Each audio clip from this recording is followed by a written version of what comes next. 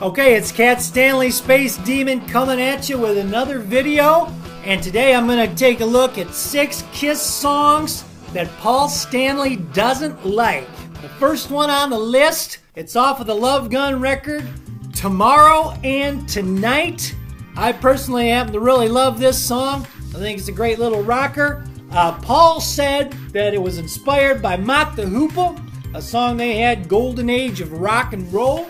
He liked that one, so he borrowed a little bit from that, and he said it was one of those things where he was trying to see if he could write another Rock and Roll All Night, and he said that usually you can't write 2 of the same song and have them both be great, so apparently he didn't think this song measured up, obviously not to Rock and Roll All Night, and he doesn't seem like he's a fan of it. Personally, I disagree. I really dig it. The next one on the list is the song Anything for My Baby off of Dressed to Kill. Paul does not care for this one. He said there were elements of BTO in that song, Bachman Turner Overdrive. He was trying to get the guitars to sound better on that song. Apparently to no avail. They tried adding acoustic guitars to reinforce the electric guitars because that's what they were doing in Bachman Turner Overdrive. He said some people like that song. I would include myself. I really love that song. But you know, Dressed to Kill is one of my favorite Kiss records. So I love that song. And of course, it's short and sweet like most of the songs on Dressed to Kill. And I really like Peter's drumming during the chorus there. That sort of rolling tom thing he does, I think is fantastic. Paul does not agree. He said it's one of those songs that he wrote that he's not all that fond of. Okay, so the next song on the list is Under the Gun off of the Animalize record. Paul did not care for this song. He said it did not impress him. He said he's a real tough critic of the songs that he writes, and if it doesn't impress him, they are not good enough. And he said you can overdo it and go for something perfect, but you lose the soul of it. So Paul did not like that song, Under the Gun. Personally, I think it's a good enough song. The issue I've always had with Animalize is the production of that album.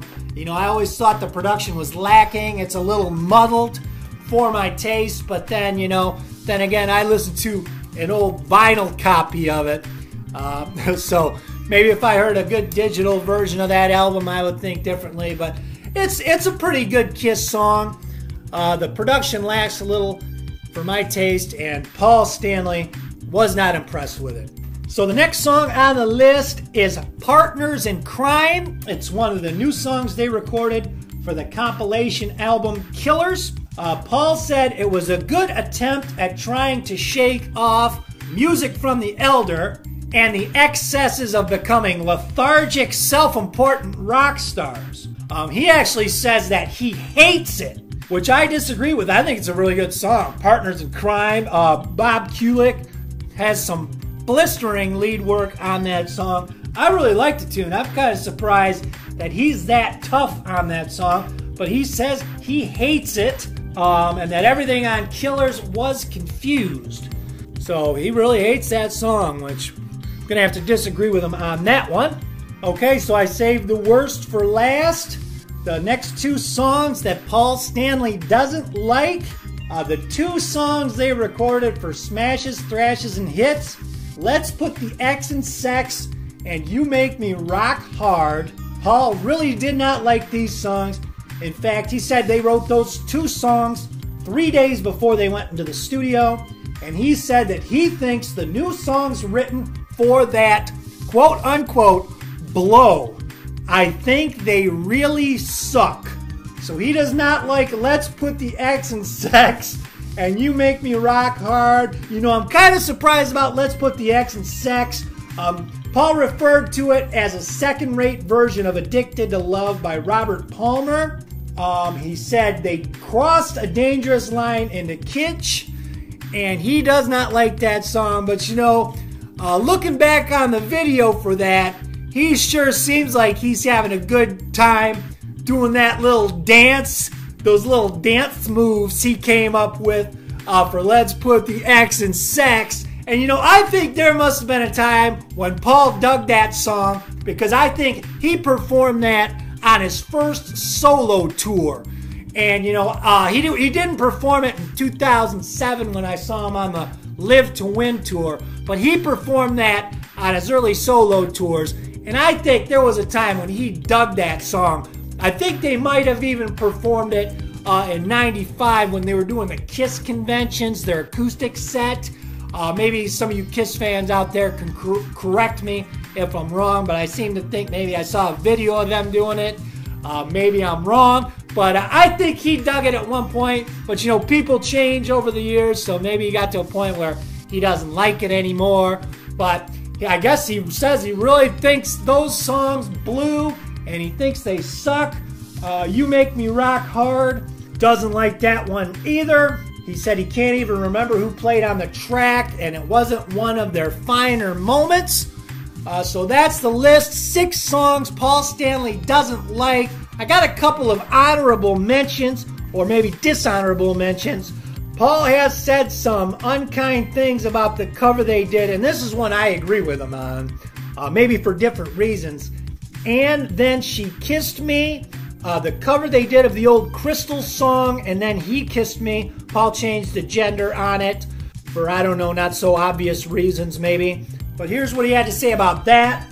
He said he was a big fan of the Crystal's original version, but, you know, he's never one to bullshit the Kiss fans. This is what he says.